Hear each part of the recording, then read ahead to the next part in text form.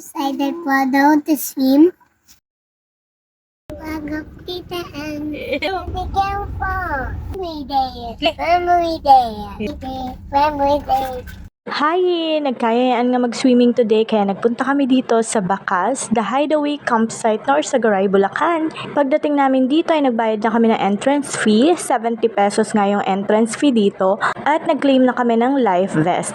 Free na yung life vest, kasama na siya sa entrance fee. Tapos guys, may parking fee na 50 pesos. Ito nga yung madalas namin puntahan guys kasi malapit lang to sa amin. Kaya pag maganda ang panahon at nagkayayaang maligo, ay saglit nga lang namin mapuntahan itong Bacas River at napakaganda naman talaga, hindi nakakasawa ang lugar na ito guys. Ito nga at dumayo pa ako ng pananahi dito, ito daw kasing shorts na to ang gustong suotin ni Mister, kaya lang butas. Kaya heto sinusulsihan ko muna.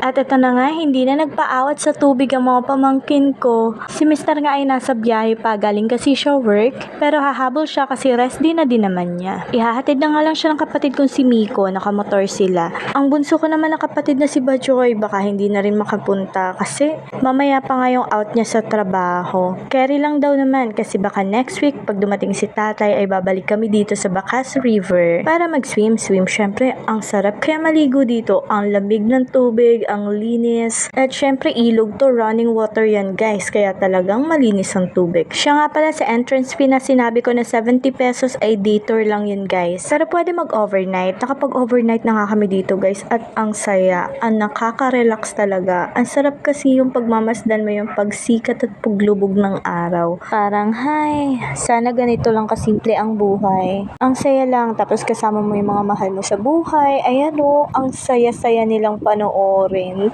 Rest day nga nahipag kong si Hides, kaya ang lakas magyaya sa ilog.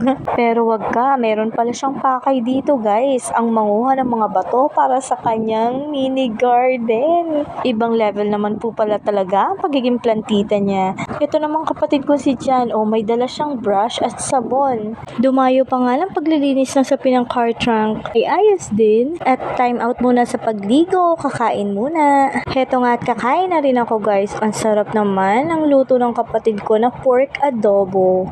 Kasarap din naman talaga magluto ng kapatid kong si Jan, At syempre, akala nyo ba yung pamangkin kong si Jaire mag-i-stay na nakaupo lang? Ayan na po, may naisipan siyang gagawin. Ang magbato ng bato sa ilog. Ka-cute, bumubuelo pa yan. Alam nyo guys, hindi pa kami pumunta dito na crowded yung lugar na to. Siguro kasi hindi naman kami pumupunta dito ng summer. Iniiwasan namin yun Though masarap maligo dito ng summer, kaya lang, maraming tao, kaya umiiba kami ng destinasyon kapag summer. Pero kapag ordinary day lang, hindi holiday, at magandang panahon, ay goran na to Bacas River. Kasi talagang na-enjoy namin yung lugar guys. O diba, hindi siya napapagod magbato ng bato sa ilog guys. At ayan nga, inassist pa ng daddy niya. Siya, may taga-abot na siya ng bato guys. Kita niyo yung kamay niyan? Aba, nagpapaabot pa ulit. Parang walang balak tumigil. Buwelo, sabay bato. Tapos yung daddy niya guys, tinuruan pa siya kung paano yung tamang pagbato. Mana-mana talaga Pinapatry nga namin si Kuya Naf, kaya lang ayaw naman. Binalik niya yung bato sa daddy niya, sit lang daw siya with mommy. Si Jaire lang talaga, ayan, bonding sila ng daddy niya. After nga namin kumain guys, nagpahinga lang saglit ang mga bata at naligo na ulit. Ako naman ay hindi pa sumabay kasi iniintay ko pa si Mister. At heto nga, nag-enjoy na ulit sila sa tubig. Kita nyo ba kung gano'ng kalinis yung tubig na yan? Ayan enjoy na enjoy ang mag-aama. At habang busy nga sila sa paliligo, ito na ang agenda ng hipag ko. Mamulot ng mga puting bato. Kinarir na niya ang paggawa ng mini garden. Pero in fairness, ang gaganda naman talaga ng bato dito. Dito nga rin kumukuha si Mr. malalaking bato para sa kanyang crayfish pond. Kaya ka pala nagyaya mag-ilog ha. Ayan guys, proud na proud sa pagiging plantita niya. At syempre, tumulong na ako guys. Ako pa ba supportive ako Dalhan ko ba naman siya ng mga halaman sa harap ng bahay nila. Sabi ko magtanim-tanim siya. Ayan tuloy, ibang level pala pag na-motivate talaga siya guys. Pati ako ay mapapapulot ng mga bato. Eto guys, yung mga puting bato na pinupulot niya. Ayan. Diba? Ang ganda-ganda naman talaga pang garden. Sa akin kasi hindi pwedeng lagyan kasi nasa rooftop yung mini garden ko Siguro pag nakalipat na kami ng bahay, baka ako naman yung magyaya dito sa ilog para kumuha lang ng mga bato. At ito nga, sumuko na pala yung hipag ko guys. Inutos na niya sa kapatid ko na siya na yung kumuha ng puting tubig, puting bato. Yung happy pill ko! Oh my God! I miss you, honey! Honey!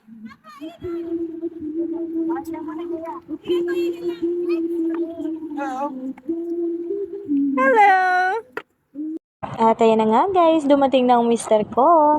Nag-abot nga siya ng life vest sa mga bata. Though nandito na yung life vest na yan ng mga bata. Clean na namin kanina, kaya lang di nila ginamit. Syempre, magpapahinga muna si mister bago mag-swim kasi galing siya sa trabaho eh. At ito nga, hinatid siya ng kapatid ko si Miko. Ayan. At dahil kadarating lang nila, ay kakain muna sila ng niluto ng aking kapatid na si John na pork adobo. At dahil tapos na si mister kumain, ayan, picture-picture muna kaming dalawa. Sweet-sweetan ba, oy? At na makapahinga na nga ng konti si mister ay mag-iihaw naman kami ng bangus. O ayan, suot na niya yung shorts na tinahi ko kanina. At eto na, bitbit ko na yung aming picnic basket. Nandito nga yung bangus na iihawin. Tapos namitas lang kami ng siling labuyo at kalamansi sa aking tanim. O diba? Sarap na sausawan. Lagyan na lang ng toyo. Eto na, tinahisan ni mister ang mga bato para patungan ng ihawan. Meron naman dito guys, grilling area.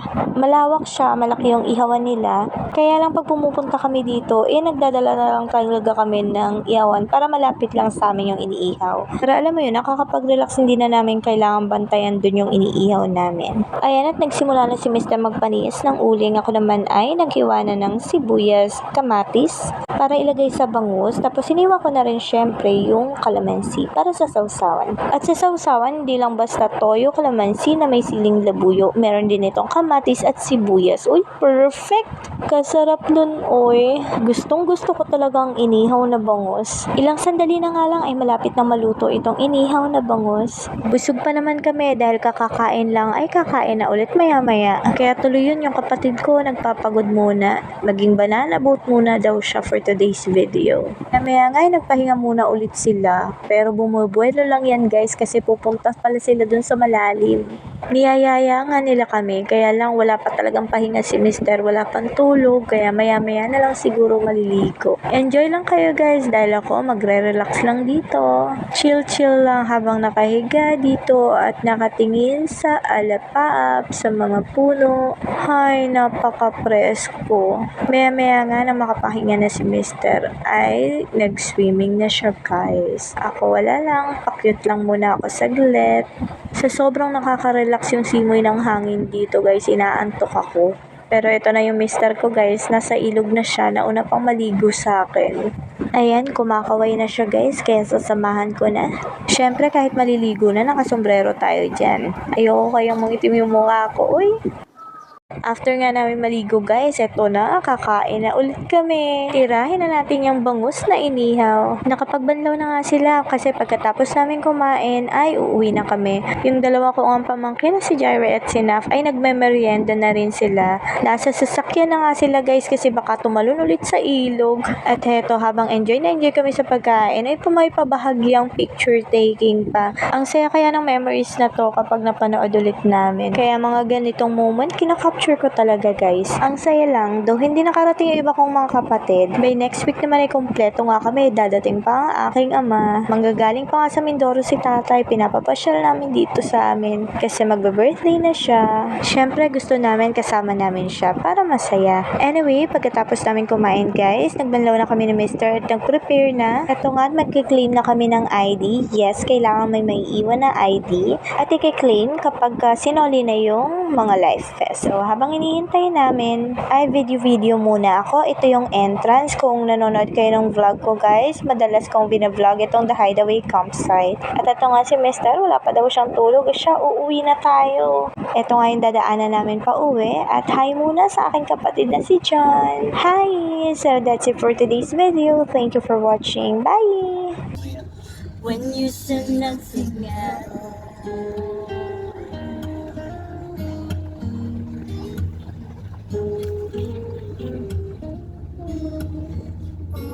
Smile on your face, let me know that you need me. The touch of your hands, know that you need me. ulan, wagas. Kung nakainit naman din, wagas. Oo. Ang ganda ng panahon ngayon. Oo, pero gusto ko yung ganyan. Thank you.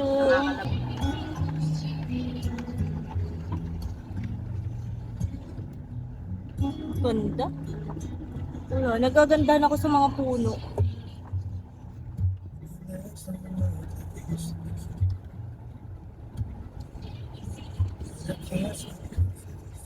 Hindi gusto ko yung song na yan.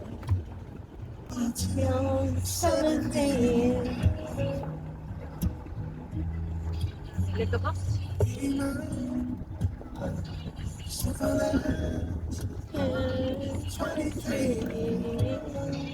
Ganda talaga ang ano, madaling araw doon. Fall in love in mysterious ways. Hindi tatay. Bakas na lang natin. Hanggang namin swimming pool. Fall in love with you every single day. Birthday ni tatay, swimming pool. Ha? Kid. Take me into your Maganda sa loving bata naman. arms. Ayoko na sa swimming pool sa bata. Take me under the light of a town. Thinking out Kasi itong river na like where we are. Ganda ng paligid, guys. This is so amazing. Oh my God. Kuya Bin, ito ba yung tinatawag na ganyan? Pag kunyari, rainforest. Yan yun. Hindi sa rainforest. Ay, hindi ba? Ang rainforest, talagang wild. Talagang wild siya. Wala siyang ganong walang masyadong facility na tao. Walang kalsada, walang kuryente. Okay. Totally kagubatan. Almost untouched. At Fall in love in common feature ng rainforest, hindi siya ganong naaarawan. Hindi pumapasok ang araw sa loob. Yun ang main main feature na main character. Ano ba yan? Kaya alam mo naman ako. Oh. Where we are. Pero pag tinignan mo sa airspace ng lugar natin, nakakaawa tingnan. Kasi kalbo, yung kabundukan. Kasi re-register pagmimina ng bato. Graba, semento, buwan. So itong Norzagaray Miluya na to is kalbo talaga ang kabundukan.